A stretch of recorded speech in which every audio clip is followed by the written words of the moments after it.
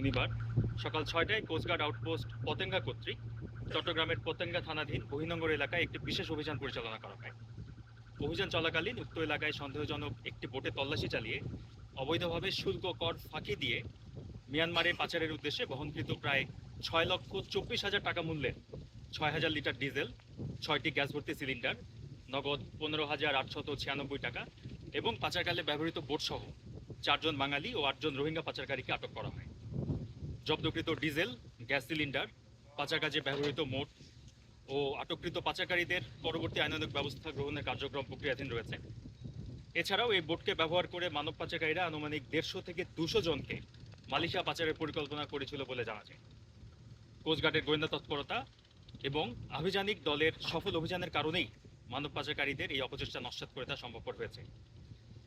পাচার ও চোরাই চালান রোধে কোস্টগার্ড ভবিষ্যতেও এই ধরনের অভিযান অব্যাহত রাখবে বলে আমি আশা করি।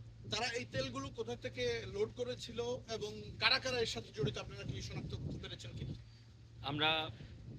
আপনারা জানেন অলরেডি আমরা ৪ জন বাঙালি এবং ৮ জন রোহিঙ্গাকে আটক করেছি।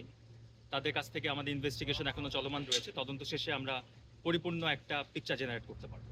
আমরা যতটুকু জেনেছি চট্টগ্রামের সীতাকুণ্ড কুমিরা ঘাট থেকে এবং কক্সবাজারের মহেশখালী কুতুবদিয়া অঞ্চল থেকে আসলে তেলগুলো ফিশিং ট্রলার লোড করা হচ্ছে বিভিন্ন পাচারকারীর মাধ্যমে। এই বিষয়ে আপনাদের কাছে কোনো তথ্য আছে কিনা? বাংলাদেশের বর্তমান সংকটময় সময়ে বা যেই সিচুয়েশন বর্তমানে চলমান রয়েছে তখন থেকেই আমরা বাংলাদেশ কোস্টগার্ড তাদের তৎপরতা বৃদ্ধি করেছে, আমাদের গোয়েন্দা নজরদারি বৃদ্ধি করা হয়েছে, ওভারঅল অপারেশন বৃদ্ধি করা হয়েছে এবং এই সব কিছুর জন্যই কিন্তু আজকে আমাদের এই সাকসেসফুল অপারেশন একটা পর একটা হয়ে যাচ্ছে। প্রতিষ্ঠা লগ্ন থেকেই যদি বলি কোস্টগার্ড এ ধরনের অভিযান চালিয়ে আসছে এবং এটা অব্যাহত থাকবে বলে আমি আশা করি। যাদের বিষয়ে আপনারা তথ্য পেয়েছেন তেল পাচারের, এদের বিষয়ে এখন পরবর্তী কার্যক্রম কি হবে? যখনই আমরা এই ধরনের যে কোনো ধরনের গোয়েন্দা তথ্য অথবা নির্ভরযোগ্য কোনো গোপন সংবাদ যদি আমরা পেয়ে থাকি সেক্ষেত্রে সাথে সাথে কোস্টগার্ড অভিযান চালিয়ে যাচ্ছে, অভিযান করে যাচ্ছে। এই যারা রোহিঙ্গা গ্রেপ্তার আছে তারা তো বাংলাদেশের নাগরিক না, তারা ক্যাম্পের হইতে পারে অথবা তারা মিয়ানমার থেকে এসে তাদের বিষয়ে আসলে আইনগত প্রসিডিউরটা কি হবে?